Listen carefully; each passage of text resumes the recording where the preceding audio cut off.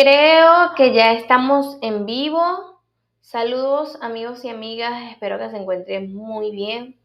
Para mí es un placer poder acompañarles el día de hoy, un proceso que ha estado cargado de muchísima información valiosa para nuestro ejercicio profesional, puesto que las colegas anteriores que estuvieron abordando los otros módulos extendieron su aprendizaje teórico y práctico en los modelos de intervención para trabajar con grupos y trabajar con comunidades, abriéndonos un panorama de posibilidades en reconocer primero que no podemos estar, digamos, prestos a la única visión o el enfoque de un único modelo en un proceso de atención profesional, sino que también existen otras formas de involucrar otros modelos en el transcurso de la intervención, porque no es un proceso lineal, sino que es un compendio de experiencias teóricas y prácticas que nos van a servir para diseñar un plan de intervención adecuado a la necesidad de la población atendida.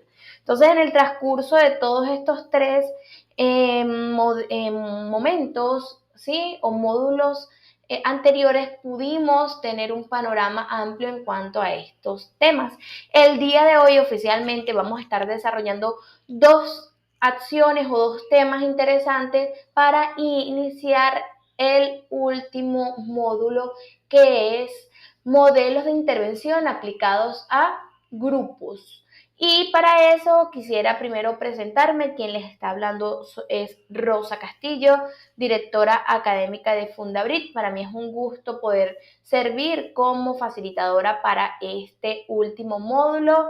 Quienes aún no han podido acompañarnos en el proceso de acreditación, donde estamos recibiendo asesorías en vivo, sí, ahí ponemos en práctica, digamos, todos los conocimientos adquiridos en estas clases teóricas. Quienes aún no se han sumado, aún quiero que sepan que tienen oportunidad de sumarse todavía. Nos queda una asesoría para poder nutrir a través de ejemplos ficticios nuestro proceso de intervención, poder saber qué haríamos o no haríamos frente a una situación o diversas situaciones. Mi invitación es que se pongan en contacto con nuestros asesores académicos que están prestos para, repito, darles orientación y poder sumarlos a este grupo exclusivo donde estamos nutriendo lo que estamos aprendiendo el día de hoy o a través de estas clases.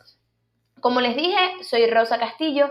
Me gustaría que se presentaran en el grupo, específicamente en el chat, que me estén diciendo desde qué parte de Latinoamérica o el mundo nos están acompañando, cuáles han sido sus apreciaciones en las clases anteriores, si se ha sumado, si es primera vez que se suma a esta clase. Quiero que sepa que puede buscar en la lista de reproducción y va a encontrar cada una de las sesiones anteriores. Como les dije y tal como aparece en pantalla, vamos a estar hablando sobre modelos de intervención o abordaje profesional aplicados a grupos. Por acá yo soy trabajadora social y también dirijo el equipo académico de Fundabrit. Vamos a iniciar con una pregunta entonces, ¿sí?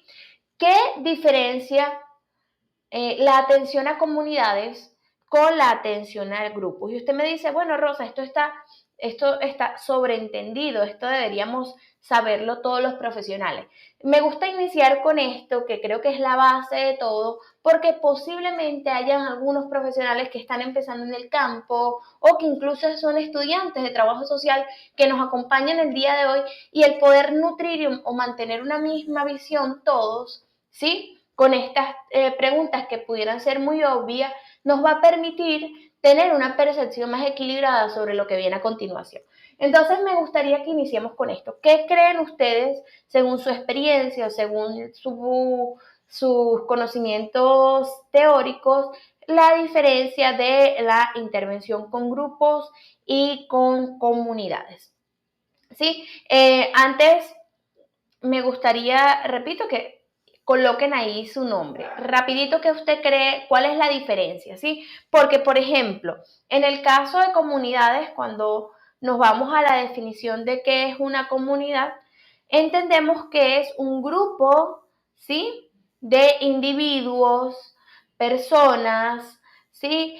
Que digamos, comparten un territorio geográfico, intereses, por el mismo hecho de compartir un mismo espacio, una misma zona geográfica, comparten intereses, aunque hay muchas ocasiones en que hay comunidades que por diversas situaciones no comparten los mismos intereses, valores o culturas, ¿sí? Y está bien, la cosa es poder revisar desde la objetividad que implica el hecho de poder tener este desbalance bastante notorio en cuanto a los intereses y valores de un grupo que integran comunidades, ¿sí? Pero de manera general, digamos que la característica más amplia es que comparten un territorio geográfico, ¿sí?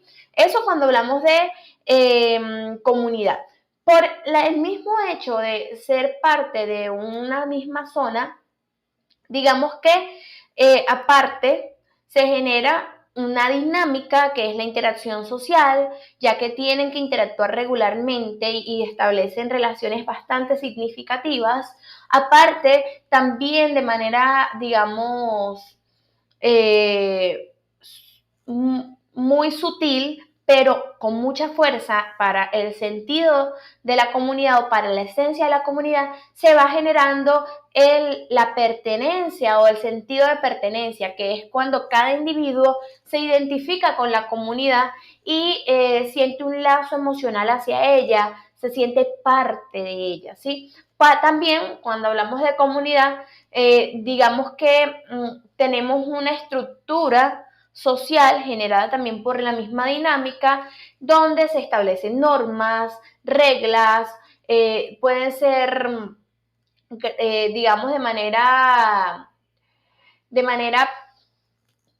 puntual, es decir, se conversan, es la palabra, o de manera, digamos, preconcebida, o sea, para explicarlo mejor.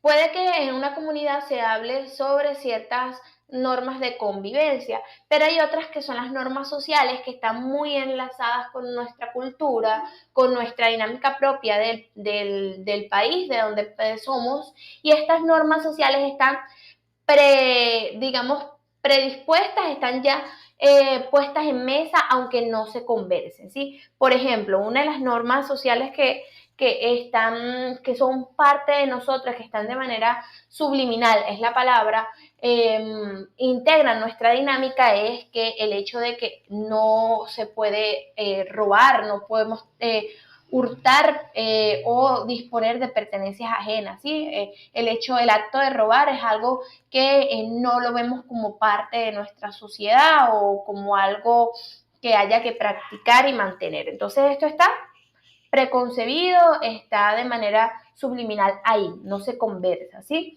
Y esto guía la conducta de los miembros. Por otro lado, tenemos los intereses comunes, ya que al ser parte de una comunidad se supone que existen intereses superiores a los propios que donde estos enfocados en las necesidades de la comunidad, en los valores, en las metas que se definen. Y esto lo tenemos que trabajar en conjunto, ¿sí? En el caso de los grupos, ¿sí? Que es un conjunto de individuos que se reúnen o se juntan con un propósito o interés en común, esto les hace interactuar de manera estructurada para poder lograr ese objetivo en común, ¿sí? Tenemos otros elementos que de manera formal o informal integran al grupo y lo hacen ser un grupo. Primero, el objetivo. Tienen un interés o un objetivo en común. Son personas de diversas visiones culturales, religiosas, sociales, que se juntan porque comparten un objetivo y para poder alcanzarlo reconocen uno de los principios fundamentales, que es el trabajar en equipo, en grupo, ¿sí? Por otro lado, también tenemos que al ser un grupo de personas que están relacionadas continuamente, generan una interacción o una dinámica, y esto también es esencia del grupo. A su vez, tienen roles que cumplir dentro del grupo, ¿sí?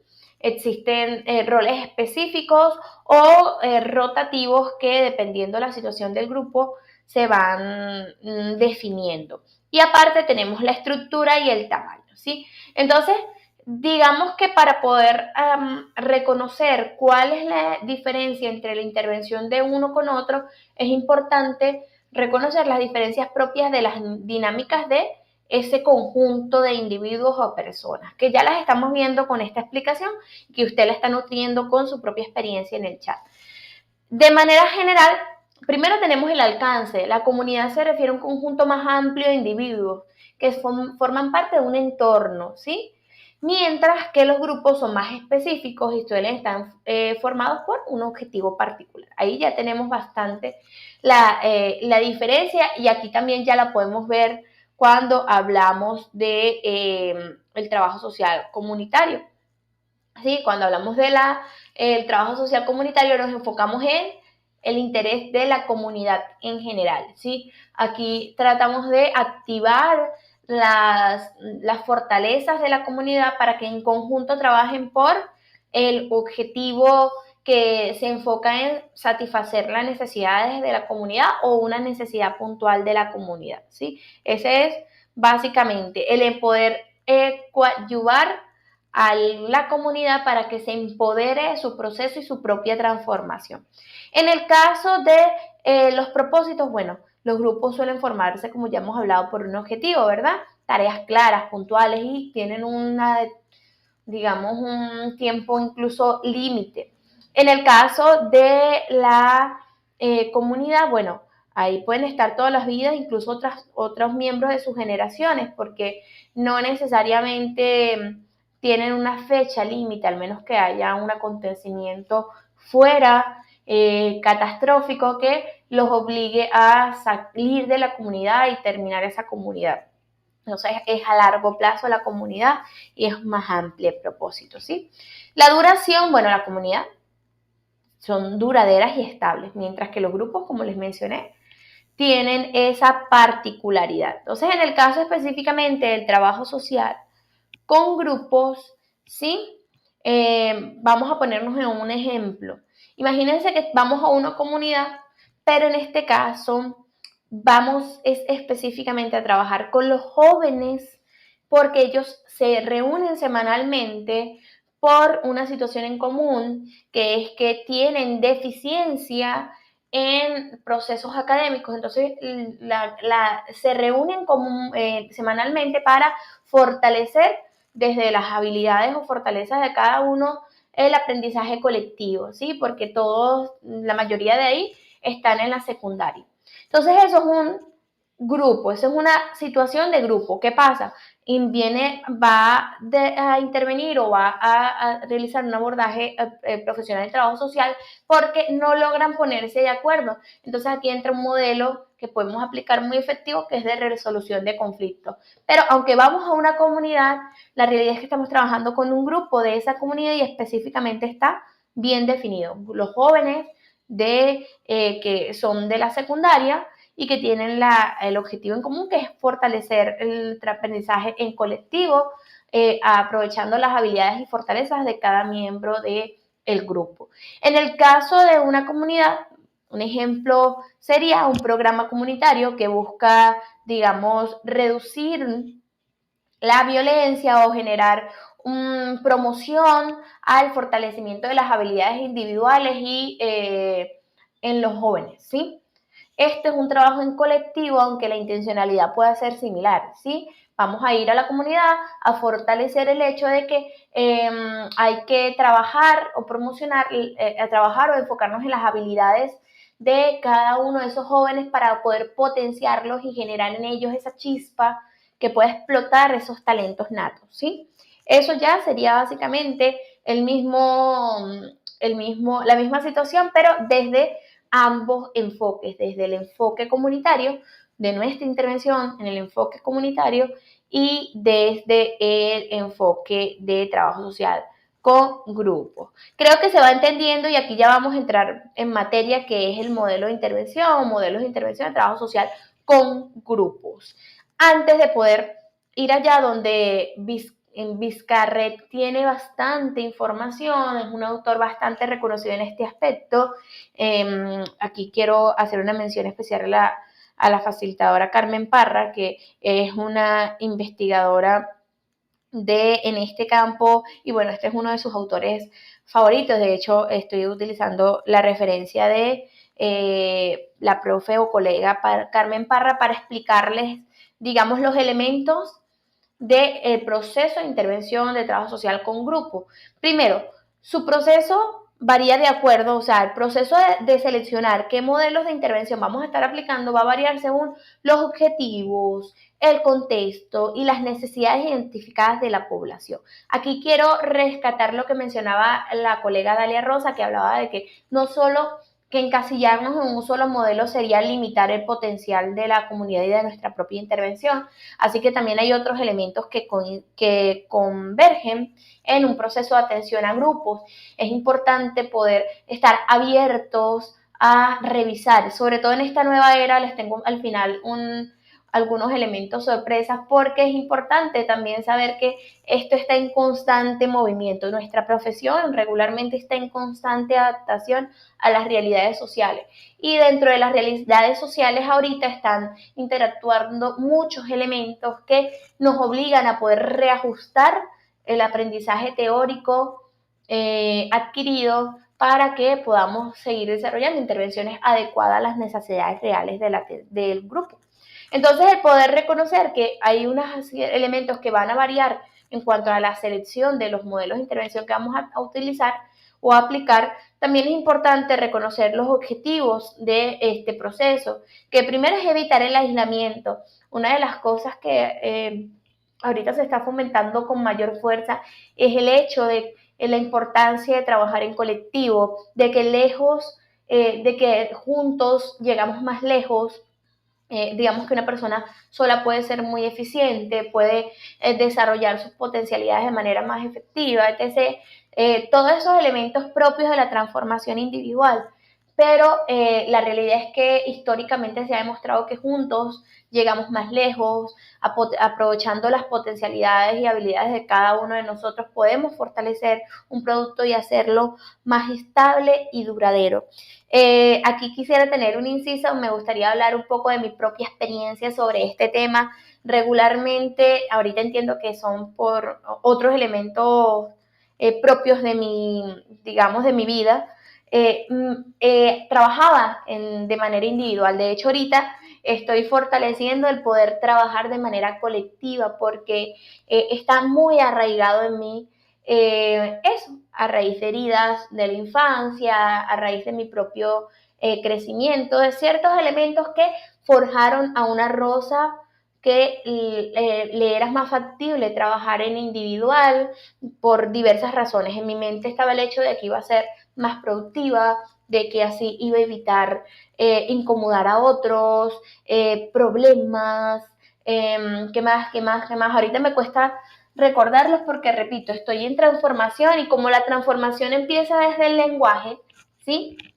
He evitado hacer reafirmación de esas conductas que quiero modificar. Entonces, me cuesta ahorita, pero recuerdo esa Rosa diciendo, no, yo trabajo sola, yo tengo mi tiempo es complicado, entonces, para evitar esa pelea ahí o esas diferencias con alguien, yo trabajo sola y en la universidad trabajaba sola y en el liceo trabajaba sola y así. El trabajar en equipo me producía muchísima ansiedad por diversas creencias sociales, les repito, a raíz de mi experiencia en la infancia y a raíz de mis propios juicios sobre el trabajo en grupo. Entonces, ahorita veo el poco o mucho cambio de disposición, de visión, de pensamiento en cuanto al trabajo en equipo y me permite poder ser más receptiva con este trabajo y reconocer la importancia de este trabajo en colectivo. Somos seres sociales, podemos hacer cosas solos, pero por naturaleza estamos condicionados a hacerlo en grupos, en manadas, en comunidad, en sociedad, ¿sí? Entonces, el trabajo social con grupos tiene como objetivo evitar el aislamiento. una creencia que así como yo la puedo tener o pude tener con mayor fuerza, ahorita no sigue siendo una realidad de muchas personas, el aislarse para atender una situación o alcanzar algo. Otro de los elementos es fomentar el aprendizaje y la madurez social. Por ahí hablaba en una formación que estuve realizando que no nos enseñan a ser buenos ciudadanos. Claro, hay culturas y hay sociedades donde esto está más arraigado que otras, ¿sí? Hay sociedades donde se enfocan en esto y otras donde se siguen enfocando en el verbo to be o en las ecuaciones. Y ojo, no menosprecio este proceso de aprendizaje formal, ¿sí? Creo que son aprendizajes necesarios, sin embargo, creo que incluso la educación o la percepción de la educación formal está variando y hay que seguir fomentando lo que realmente es importante para forjarnos como buenos ciudadanos, como personas altamente efectivas, personas con un autovalor bastante fortalecido, autoestima bastante fortalecida y claramente los espacios de aprendizaje están prestos o deberían estar prestos para esta promoción. Entonces, por medio del trabajo social con grupo también podemos fomentar la madurez emocional, lo que implica el poder fomentar actividades o acciones que garanticen un rol de ciudadano o ciudadana efectivo y sobre todo beneficioso para el colectivo, ¿sí? Preparar los miembros para las crisis y cambios vitales también es otro de los elementos. A su vez, encontramos que el trabajo social con grupo busca, que digamos es la esencia por la que regularmente iniciamos una atención a grupos, busca resolver o aclarar problemas, ya sea en el grupo, que al final cuando empezamos a revisar, así como yo lo acabo de hacer, encontramos que esto lo aprendemos de manera individual, es decir, lo que somos en el grupo es lo que somos en otros espacios y eso lo hemos aprendido a través de nuestra interacción, primeramente con el primer grupo social al que pertenecemos, que es la familia. Entonces acá aprendemos a cómo relacionarnos con otros, lo fortalecemos en otros espacios y digamos que así como lo fortalecemos en los otros espacios también lo moldeamos. Eso de que estamos en constante aprendizaje es completamente real, que estamos en constante transformación es completamente real y que un aprendizaje previamente forjado y establecido se puede moldear también es completamente real, ¿sí? Entonces estar presto a esa disposición del cambio nos va a ayudar el trabajo social con grupo también. Y bueno, resolver problemas ya del entorno, del grupo, como les mencioné, y bueno, la influencia a nivel social, porque repito, estamos en constante transformación y si usted modifica algo, por ejemplo, usted quiere habilidades de resolución de conflicto en un grupo, trabajándolo en un grupo directamente, posiblemente lo va a replicar, si le ve buenos resultados, lo va a replicar en sus otros espacios sociales.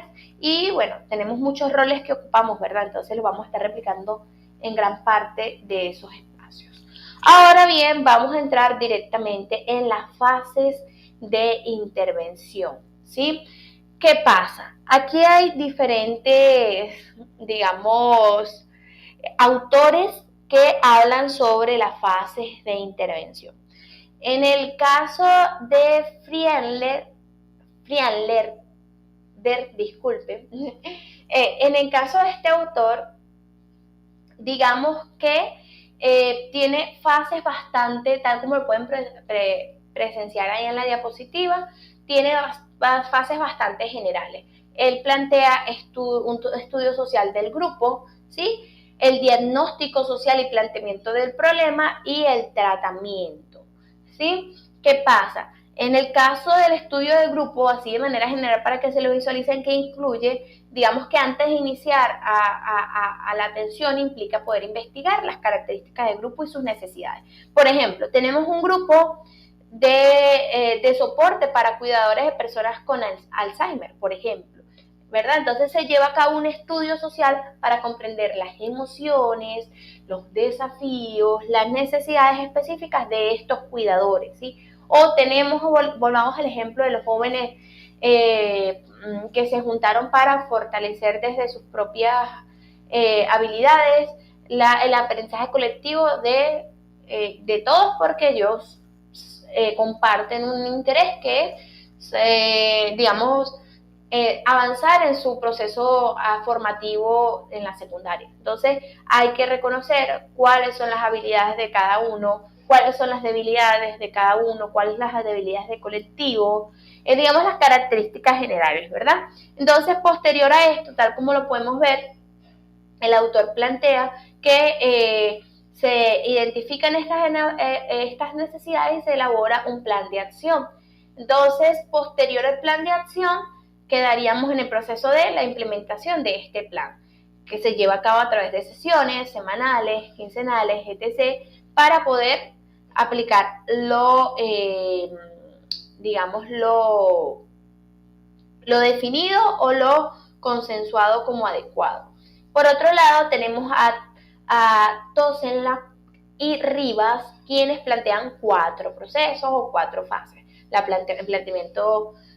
planificación del trabajo social de grupo, ¿sí? Aquí ya nos vamos a un espacio, digamos, más general, donde se establecen los objetivos y las dinámicas propias del grupo. Aquí profundizamos más, digamos, en el cómo que en el qué, ¿sí? Entonces se organizan reuniones iniciales para establecer primero un contacto grupal, se definen las normas de respeto, confidencialidad, digamos que se revisa, se escudriña por todos esos elementos para poder luego iniciar la fase inicial, que sería la aplicación de lo definido, la fase de digamos la esquematización del plan de acción. Y el tercer punto ya sería la fase de trabajo. Luego viene ya la etapa de finalización, que esta no es más que la evaluación de la experiencia grupal, ¿sí? El grupo cierra con una evaluación de lo aprendido, se organizan actividades para celebrar los logros, algo muy importante, sobre todo para el cerebro humano. Ya hay muchos estudios, sin entrar en materia de psicología, terapeutas o demás, ya hay muchos estudios que sustentan lo importante que es reconocer los avances, grandes, pequeños, como usted lo pueda percibir. Pero reconocer los avances nos permite sentar una base para seguir impulsándonos, porque nos permite permanecer en el aquí y en el ahora, un elemento esencial para disminuir el nivel de estrés o de ansiedad que pueda generar el estar en constante transformación. Sobre todo porque si volvemos otra vez a nuestras heridas de infancia, específicamente a nuestras creencias adquiridas en nuestros grupos familiares, podemos hacer un estudio y seguramente hay muchos que todavía tienen un diálogo muy negativo con ustedes mismos o con nosotros mismos.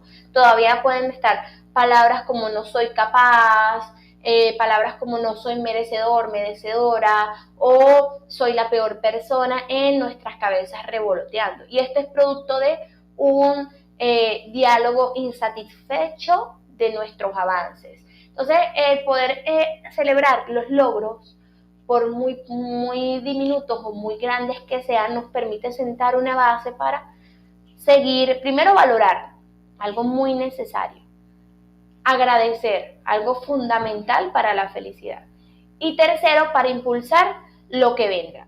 Por otro lado, tenemos también a Garvin, que en 1997, año en el que nací, propone unas fases bastante interesantes, también son 4.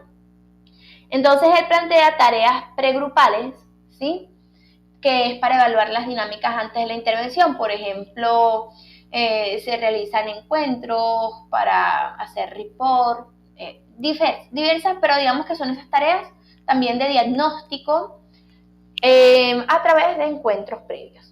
Luego viene la formación el grupo, donde se fomenta la cohesión, y aquí me interesa algo que plantea el autor, que entre más conexión, más cooperación.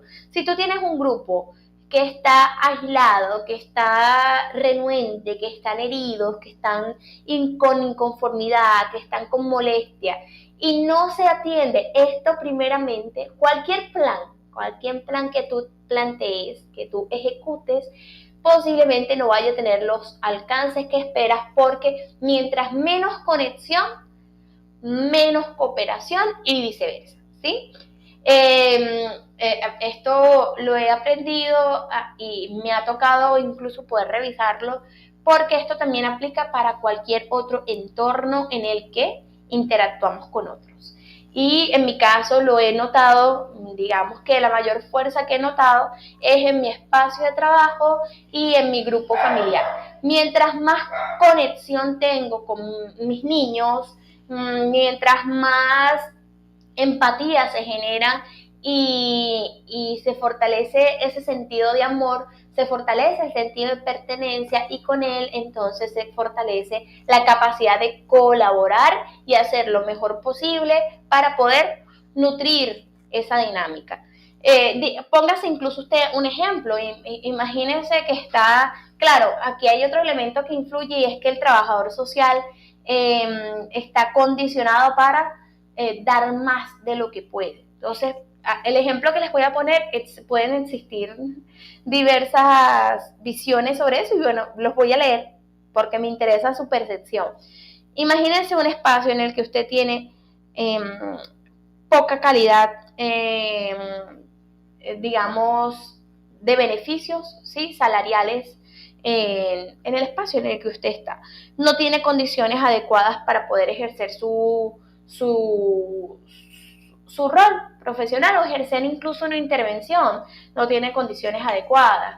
Llega y hay un clima de muchísima, un clima muy tenso, cargado de intriga, de incomodidades, de angustia, no lo escucha, no hay espacios para socializar o nutrir el trabajo en colectivo y usted tenga que atender. ¿Sí? A lo mejor usted no es trabajo social, usted no es de trabajo social y usted me está acompañando el día de hoy porque le interesa conocer los modelos de atención. Bueno, imagínense esa misma postura en su espacio de trabajo. Aquí podemos tener dos visiones o podemos tener digamos, dos posturas. Un profesional que dice, a pesar de todas esas condiciones, donde mi bienestar emocional, físico y psicológico pudiera estar comprometido, yo aún me entrego por la causa, porque yo estoy destinado para, bueno, mi vocación es ayudar al prójimo y transformar, aportar en la transformación del prójimo. Y se mantiene en esta dinámica porque digamos, su objetivo principal va más allá de sus propios intereses individuales y su propio bienestar. Y esta situación, si usted tiene esa visión, déjeme decirle, colega, que debemos revisarla, porque no podemos estar bien o no podemos generar cambios transformadores en otras personas o ejercer de manera efectiva nuestro compromiso con las comunidades, grupos e individuos si nosotros no estamos bien. Lo dicen en la maternidad, una mujer antes de ser madre es mujer y tiene que estar bien ella, porque si ella está bien, si ella se cuida física, emocional y psicológicamente, va a rendir no solamente como madre, sino en otros espacios en los que tiene incidencia. Y esto también aplica para nosotros. Socialmente está muy arraigado el hecho de que el trabajador social trabaja con las uñas. No debemos trabajar con las uñas. Tenemos que garantizar nuestros derechos porque nuestros deberes los tratamos de cumplir con bastante esfuerzo y compromiso, y un ejemplo de eso es usted aquí hoy formándose, desarrollando un proceso formativo para poder ejercer de manera más efectiva. Entonces, el trabajador social tiene que ser garante de sus propios derechos. Y por otro lado, tenemos la postura de una persona que colapsa y no ejerce de manera efectiva, ¿sí? O llega el síndrome de burnout y le vale nada ya. Si desarrolla realmente una intervención efectiva, adecuada a la realidad, le vale, si bien o no. Un ejemplo de eso es, ahorita que se me viene en la mente, la profesional que aparece en la película de Joker de 2017. Una profesional de trabajo social, no es gestora social, es de trabajo social. Y esta mujer, abrumada por la dinámica del día, no le interesa ejercer una buena intervención o la intervención adecuada para su paciente. Solo le interesa cumplir y ya, y apenas ya no puede cumplir, ya se desliga completamente del proceso. Entonces, el poder estar atentos a esto es sumamente importante porque moldea nuestro ejercicio profesional, ¿sí? Entonces, por otro lado, ya tendríamos el proceso de conseguir los fines propiamente de la intervención, ya con la cooperación o con, digamos, ese clima estable en el grupo, podemos aplicar lo que creamos conveniente para atender la situación en concreto, resolver un conflicto, definir roles, definir normas y normas. Y bueno, por último, la reflexión sobre los logros y procesos. En mi caso, ¿verdad? Que ya les expliqué básicamente esta fase según la percepción de estos autores, me gustaría enfocarme en las etapas que plantea Ander E., un profesional que hasta hace unos meses estuvo con nosotros nutriendo nuestro ejercicio profesional. De verdad que el maestro Ander E. Es un ejemplo de investigación y lo vamos a estar fortaleciendo todo ese conocimiento que nos compartió. En el caso de una obra en la que me estoy enfocando para poder explicarles las fases de atención a grupos, les hablo específicamente de su libro Los grupos en el trabajo social, publicado en 2003. En este caso, el Ander E. plantea que existen 6 fases de atención profesional. Se las voy a comentar. Primeramente, la preparación, y básicamente esta es la fase en la que se establecen los objetivos, se planifican las actividades y se identifica el grupo, definiendo cuál es el propósito de la intervención, ¿sí? Una fase de diagnóstico. Por otro lado, tenemos la formulación del grupo, y aquí el autor plantea que digamos que es donde los participantes se conocen y se establecen normas de convivencia y funcionamiento grupal. Esto puede aplicar sobre todo cuando vamos a ser parte de la construcción de ese grupo. Hay momentos en los que ya entramos directamente en la atención de una situación. Luego viene la fase de dinámica de grupo, que es donde se generan las interacciones y se trabaja en el desarrollo de las relaciones interpersonales para promover la cohesión y el trabajo colaborativo. A su vez, sigue la fase de trabajo, que es meramente del trabajador social en este caso, donde se centra en abordar los temas o problemáticas identificadas. Digamos que se facilitan espacios de reflexión y aprendizaje en conjunto para poder alcanzarla.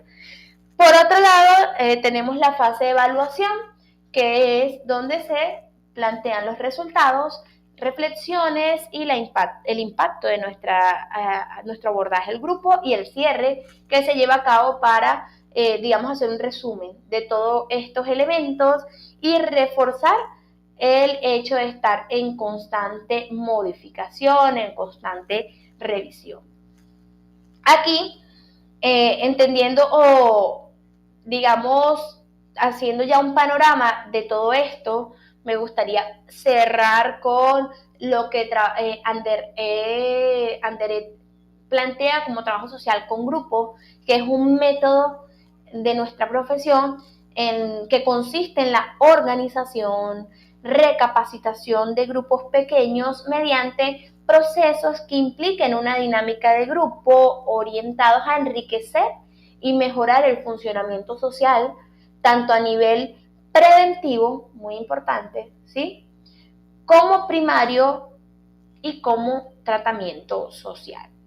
Digamos que el trabajo social con grupos gira siempre en torno al grupo sin desconocer las características de los miembros. ¿Por qué? Porque ahí volvemos a hablar del hecho de que somos un mundo individual que decide por una fuerza mayor, trabajar en colectivo. Entonces, para poder trabajar digamos, ese colectivo, también se hacen ciertos trabajos en ese mundo individual. Es decir, se trabaja con el grupo y con los miembros del grupo. Y esto, bueno, contribuye al perfeccionamiento individual y en consecuencia al objetivo del grupo. Por medio del uso de estas interacciones dadas en el grupo, se produce un proceso sinérgico, según Anderett, que, digamos, transforma la realidad propia de los individuos y, bueno, esto es un espacio de aprendizaje, de desarrollo, de crecimiento biopsicosocial, cultural, político, espiritual de sus integrantes. Ahora bien, entendiendo todos estos elementos, ya podemos ir directamente a los modelos de intervención que se pueden aplicar ya, como lo hemos visto, básicamente tanto en la fase previa como en la fase de ejecución, ¿sí? Y para eso vamos a iniciar con el modelo que no está ahí en la pantalla, pero que es uno de los más utilizados, que es el modelo de iniciación del caso. ¿A qué se refiere esto? Bueno, según Vizcarret, se orienta al proceso inicial de la intervención del usuario, es decir, de integrar a una persona en un grupo constituido previamente. Este modelo, digamos que realiza un proceso de iniciación a esta persona, a el grupo, y bueno, va estableciendo y presentando los objetivos del mismo. Digamos que de una manera muy lúdica se puede establecer, digamos, esa relación entre ese nuevo miembro y los miembros del grupo que ya tienen mayor tiempo acá. Entonces se centra en ese contacto con esta entidad para poder fortalecer de manera muy armónica esta unión. Y bueno, está relacionado en mayor o menor grado con el método de evaluación individual, que es centrado en el usuario, y con el de inducción, que es el asentado en la función de la entidad o de la digamos, el establecimiento de la identidad con ese colectivo del que vas a ser parte. Luego tenemos el modelo de interacción de grupos dirigidos, que es el que usted puede ver en pantalla, ¿sí? Este modelo, por cierto, que el modelo anterior, Mary Richmond es quien lo plantea, es una de las pioneras de trabajo social que lo plantea y se enfoca en la importancia del estudio de casos para poder entender y ayudar a los grupos. Entonces, también les tenía un ejemplo en este que se me estaba escapando, y que imagínense que es un programa de atención de jóvenes, ¿sí? Y hay un grupo de adolescentes con problemas de conducta. Entonces se inicia un grupo para abordar estos problemas donde se establecen normas y se promueve la participación. Se puede incluso hacer un subgrupo de este grupo principal. Y para eso primero se fortalece la iniciación de estos casos. En el caso del modelo de interacción de grupos dirigidos, imaginémonos a un grupo que, tal como lo dice su palabra, está direccionado por un trabajador social que se centra en poder aplicar las herramientas que se cree conveniente. Entonces, el trabajador social facilita la discusión y las actividades relacionadas con la línea o el área que se esté trabajando. Entonces, Lewin, que es uno de los pioneros de este modelo, habla de la importancia que es tener un líder, una persona que tenga ese rol de orientador en un grupo, o para transformar las dinámicas de un grupo y poder tener realmente un cambio social efectivo. ¿Por qué? Porque es necesario tener esa orientación. Entonces, este modelo, digamos que pretende trabajar en el ajuste de conductas inadecuadas, antisociales o delictivas hacia un comportamiento que se ajuste con las normativas sociales y del grupo. Para eso se debe asumir a una persona que pueda orientar a a este grupo a poder alcanzar ese objetivo, porque por sí solo o por sus propios miembros no se ha logrado transformar. De hecho, Vizcarret plantea que, son modelos de control social que intentan convertir el comportamiento delictivo o otras conductas inadecuadas en comportamientos cívicos y responsables. La base teórica es la sociología, es sociológica, disculpe, y de tal forma se utiliza para potenciar al grupo, como puede ser, no sé, grupos, digamos, con elementos como presión positiva para la adquisición de comportamientos adecuados. Entonces, digamos que este modelo se aplica con una gama de estrategias orientadas a dar respuesta a situaciones puntuales, pero se enfoca específicamente en el hecho de que hay alguien que está dirigiendo ese proceso de transformación, digamos, intenso de esas conductas inadecuadas. ¿Ve? Esto permite, atender esa necesidad partiendo de la vista de objetivos puntuales. En el caso del siguiente modelo, que es el modelo de resolución de problemas, ¿sí? Vamos también a generar una, una situación hipotética, ¿sí? Digamos que hay un grupo de padres de niños con alguna condición, limitante física, que lleva a cabo una dinámica para poder exponer sus desafíos específicos, ¿sí? Entonces el grupo trabaja de manera colaborativa para identificar soluciones y compartir recursos, ¿sí? Esto centrado en una situación que les afecta y que hay que transformar. Entonces, para poder reconocer puntualmente este modelo de intervención, habla específicamente de acciones, ¿sí? Acciones y estrategias orientadas en la resolución de un conflicto, ya sea como objetivo principal del grupo, ¿sí? O meramente un conflicto que esté impidiendo el desarrollo del equipo, del grupo de manera efectiva. Es importante reconocer que socialmente existe muy poca información sobre estrategias de resolución de conflictos. Tenemos incluso, podemos fomentar, algunas creencias sociales muy erradas sobre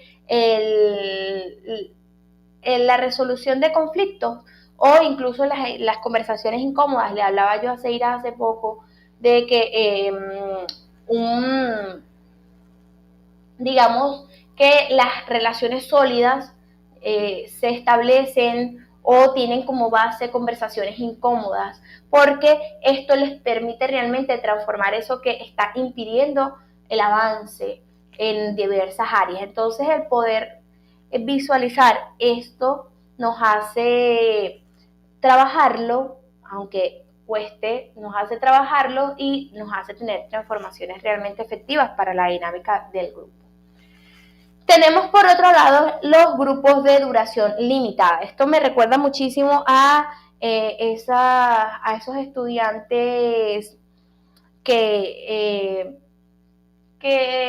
están becados y se van a diversas zonas a desarrollarse. Entonces se genera esa diversidad cultural, ese cambio, ese compartir de experiencias sociales y culturales. En el caso de grupos de duración limitada, como su mismo nombre lo indica, es un modelo que se basa en intervenciones muy puntuales porque hay una duración muy mínima para atender. Entonces aquí buscamos es administrar bastante el tiempo, utilizar los recursos y el contexto lo más adecuado posible para poder desarrollar una atención y a aportar en el alcance del objetivo del grupo, sea cual sea el objetivo del grupo. En el caso del modelo siguiente, sí, por cierto que también les tenía un ejemplo para este tipo de modelos de duración limitada. Imaginemos un grupo de apoyo temporal para personas que han sufrido una pérdida reciente, que se reúnen durante 6 meses o 6 semanas para compartir experiencias y encontrar consuelo, poder transitar ese proceso de luto de una manera más efectiva para su salud o su bienestar. Entonces tenemos una duración muy puntual, muy específica, donde hay un acompañamiento profesional. Dicho esto, también tenemos otro tipo de modelos que aplicamos al grupo, que de hecho es uno de mis favoritos y uno creo que de los más usados en la actualidad, que son los modelos psicoterapéuticos centrados en las personas. Para nadie es un secreto que nuestra profesión tenemos capacidad de poder brindar terapia, ¿sí? Y hay diversos modelos que se desprenden de este principal, y para eso les quería poner un ejemplo. Un grupo de terapia donde los miembros se reúnen para explorar sus sentimientos y experiencias en un ambiente seguro, de apoyo, guiados por un terapeuta que aplica un enfoque centrado en la persona, promoviendo la autoexploración y el crecimiento personal. ¿Qué pasa? El poder hacerlo en colectivo nos hace fortalecer ese sentido de que es más común de lo que te lo puedes imaginar. Por el mismo hecho del diálogo interno, podemos percibir que somos las personas más desdichadas del mundo.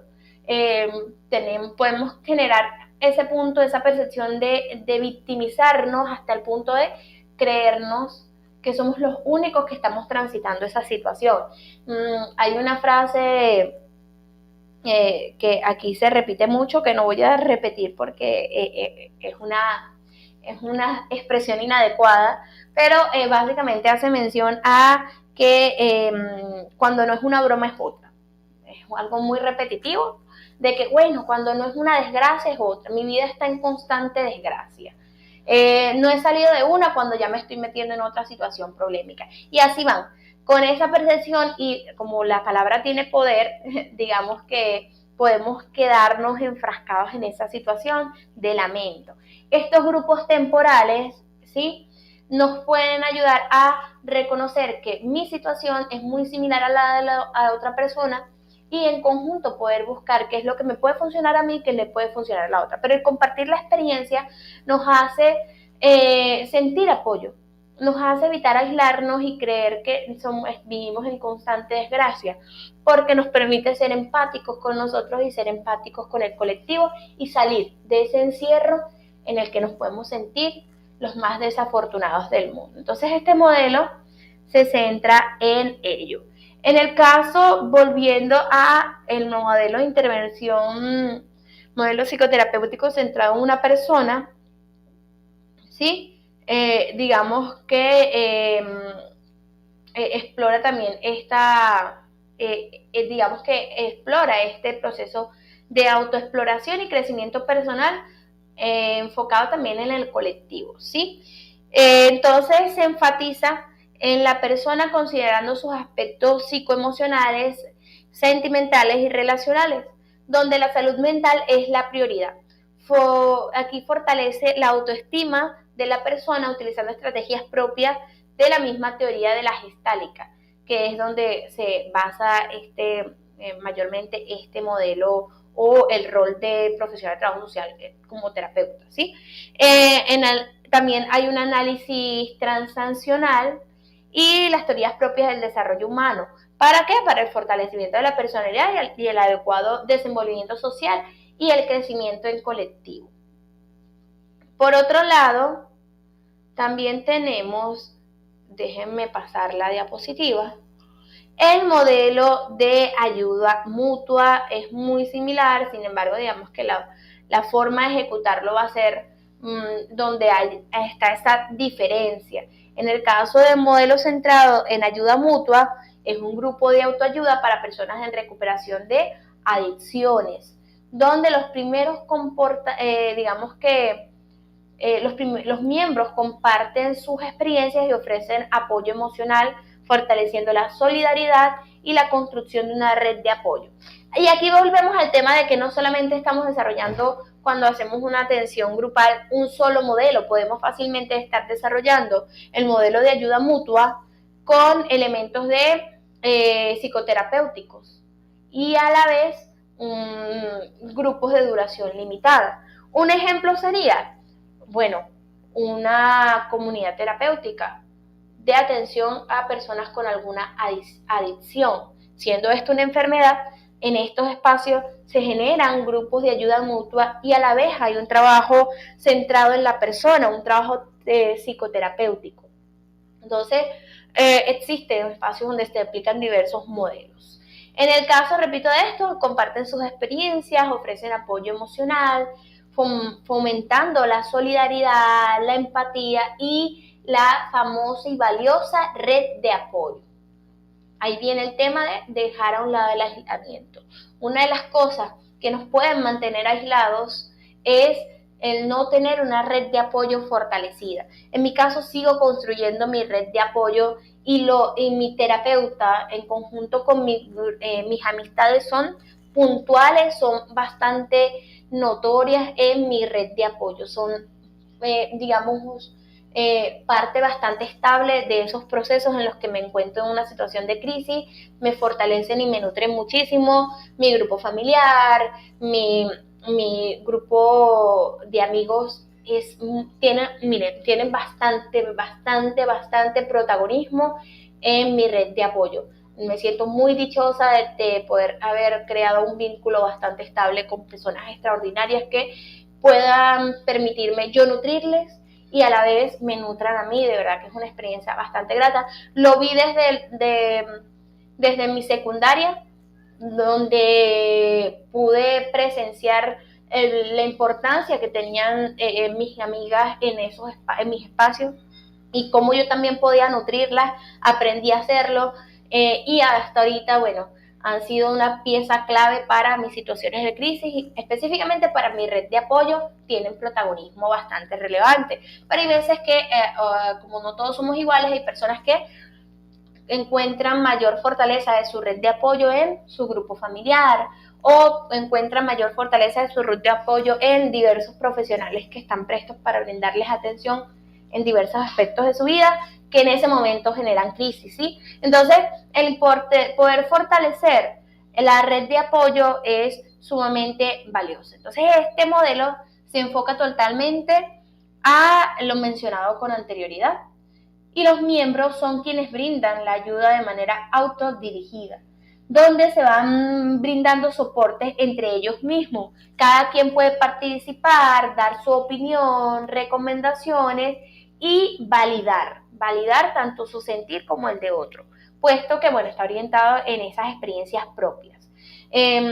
Digamos que las recomendaciones se basan en sus propias experiencias, así que esto nutre muchísimo más porque volvemos a lo que les mencionaba, nos hace salir de encasillarnos en que somos los únicos que vivimos una condición, entonces nos permite poder tener flexibilidad, equilibrio, conseguir armonía propia.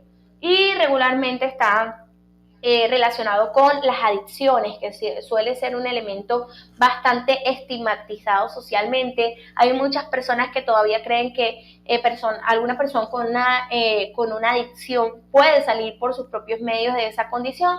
No lo han percibido que es una enfermedad que debe brindarle asistencia,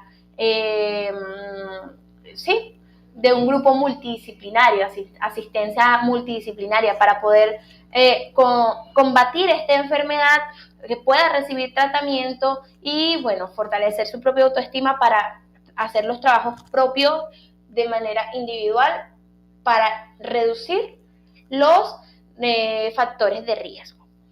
Por otro lado, tenemos también el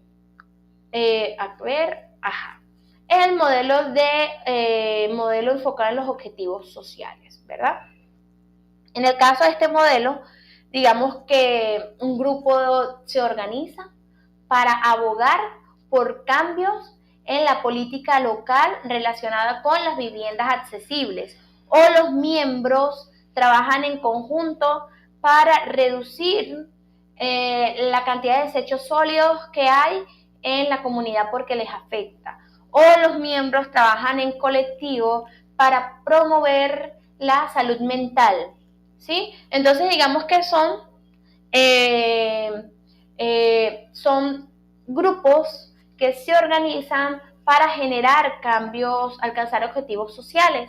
Y bueno, básicamente uno de los pioneros de este modelo es Jaime Adams, quien plantea que es una activista social, trabajadora social, fundadora de World House Chicago, y se enfatizó en la importancia de la acción social y equitativa y la importancia que tiene el colectivo para poder generar esos cambios. Entonces, este modelo se enfoca en poder transformar las realidades sociales a través de grupos organizados que puedan ser garantes de este proceso transformador.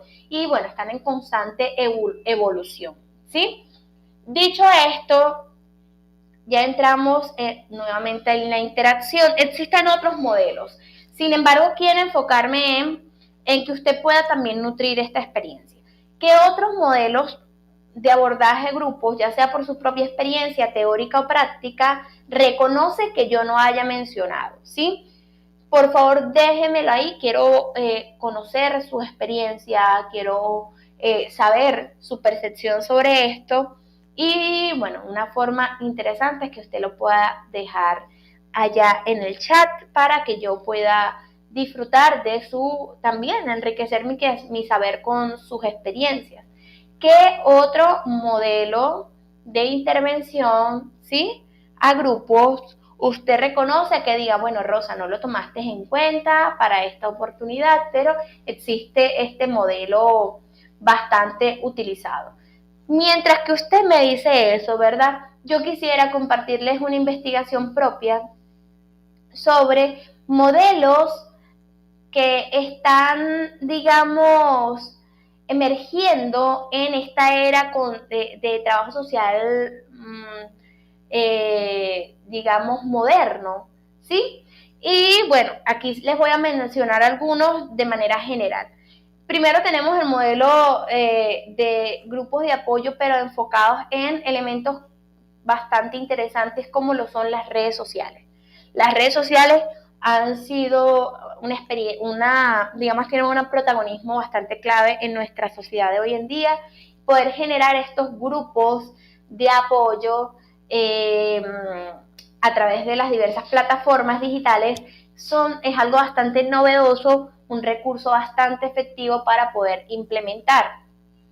Otro de los modelos que también se me escapó, bueno, aquí se enfoca en la empatía, el apoyo mutuo, el uso de las plataformas digitales, la escucha activa y el respeto.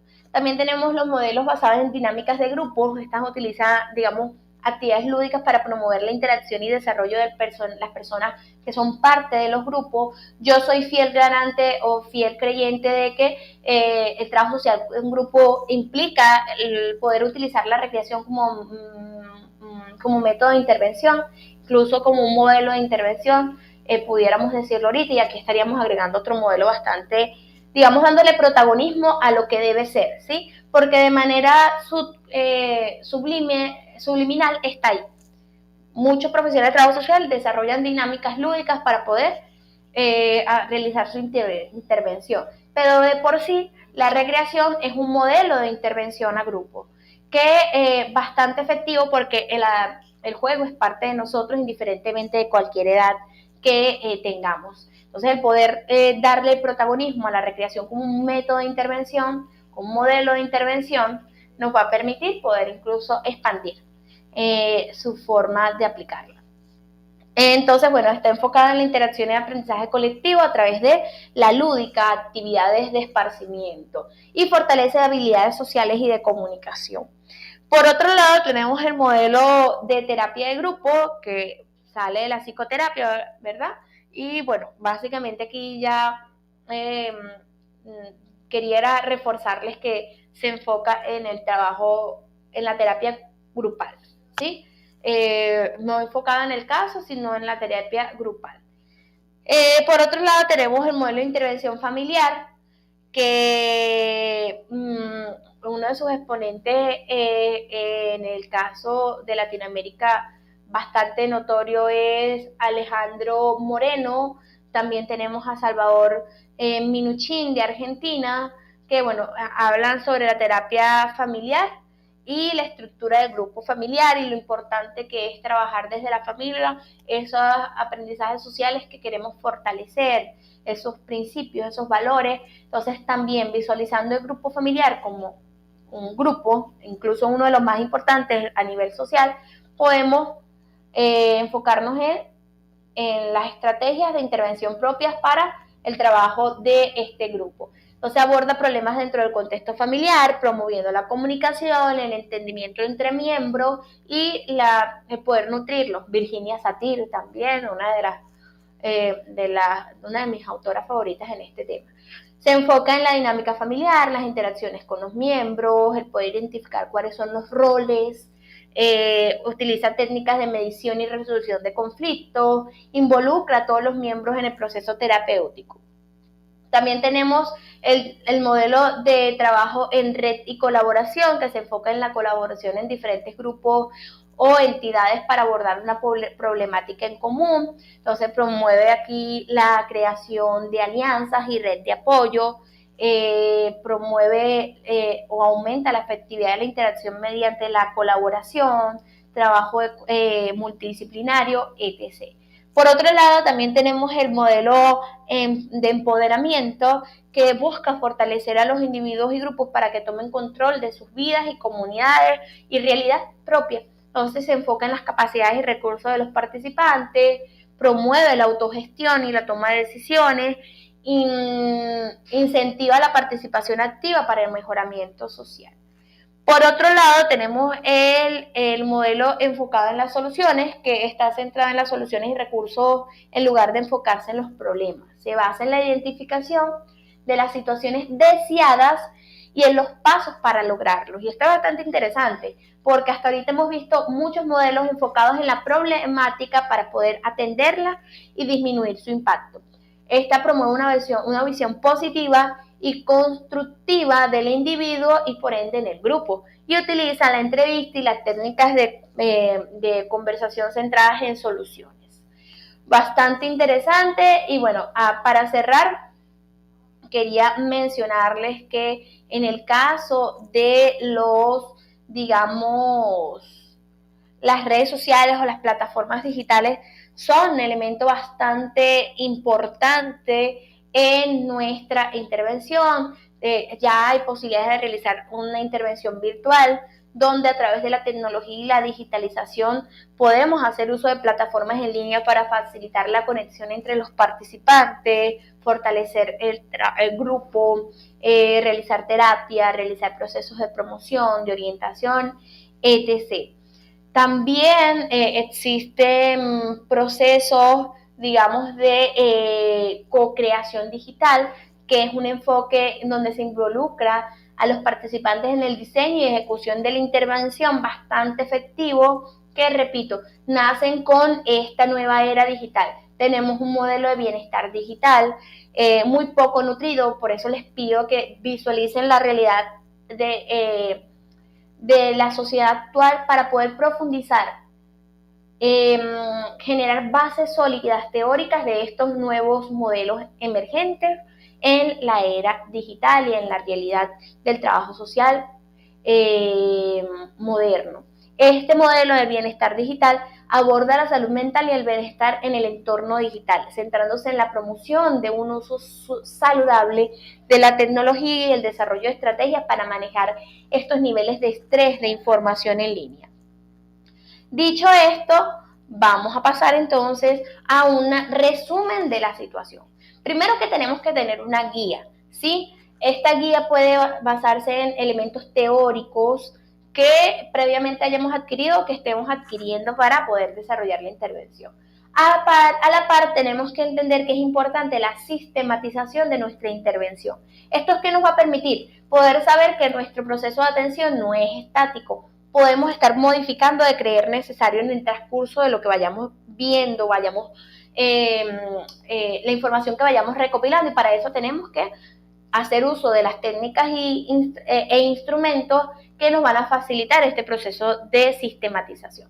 El ejecutar la intervención también es otro elemento fundamental, y para eso nos apoyamos de los modelos de intervención. Estos tienen dos aristas. Primero, el proceso metodológico y científico, y por otro lado, la praxis profesional, que también juega un elemento fundamental, ¿sí?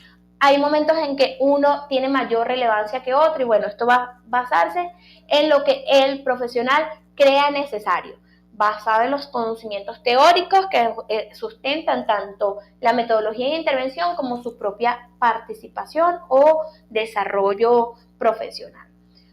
Por otro lado, ya estamos cerrando, ya sí que sí, les recuerdo que tenemos una sesión aún que va a ser un caso práctico donde una serie de escenarios que nos van a permitir poder compartir cuál sería o construir cuáles serían los modelos de intervención que aplicaríamos frente a esas situaciones o frente a ese tipo de grupos.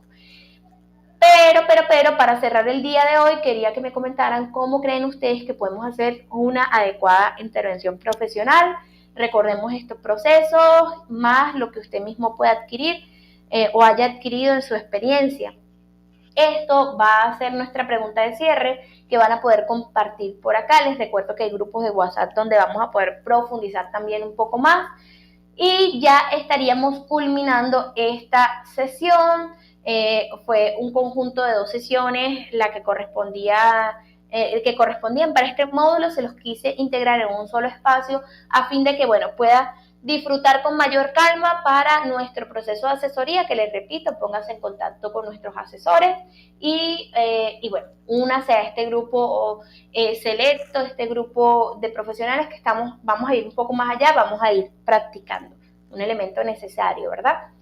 Y vamos a cerrar con Calvino, que nos dice que las asociaciones hacen al hombre más fuerte y ponen de relieve los mejores dotes de las personas aisladas y dan una energía, una alegría que raramente se alcanza actuando por cuenta propia. Miren, esto es algo que yo, repito, compartiéndoles mi experiencia, hasta ahorita sigo fortaleciendo, porque sí se puede desaprender lo aprendido. Y bueno, por mi cuenta propia pensaba que era al revés, que podía hacerme más fuerte, que podía mejorar mis dotes. Y la realidad es que estoy presenciando ese contraste, y me llena de muchísima satisfacción el darme la oportunidad de pensar diferente y de poder romper con esas creencias que limitaban incluso mi propio potencial. Sé que hay otras porque seguimos en constante autodescubrimiento, y hay otras que falta por, digamos, romper para poder eliminar cualquier idea en mi cabeza de que trabajando individual voy a llegar más lejos, voy a llegar a desarrollar mis potencialidades de manera efectiva y nutrirlas. No, un trabajador social, sobre todo en mi carrera, el trabajador social no trabaja de manera individual, ¿verdad? Entonces es bastante incoherente el mantener esta idea en mi cabeza. Y bueno, mi invitación es que usted también revise si en algún momento esta idea ha tenido tanto poder en su cabeza como para llevarlo a esa visión de que trabajando solo va a llegar más lejos, trabajando sola va a llegar más lejos. Les mando un abrazo, muchísimas gracias por acompañarme el día de hoy. Desde la praxis, poder evaluar cuáles modelos podemos estar aplicando. Y bueno, no me queda más nada que recordarles las redes sociales de Fundabrit, @Fundabrit, donde estamos compartiendo mayor información. Hace poco estuvimos desarrollando un curso sobre primeros auxilios psicológicos, en el que les invito puedan participar. También está aquí en esta plataforma. Pueden compartirlos con más profesionales para que aprovechen estos recursos disponibles para todos ustedes. Un abrazo gigante.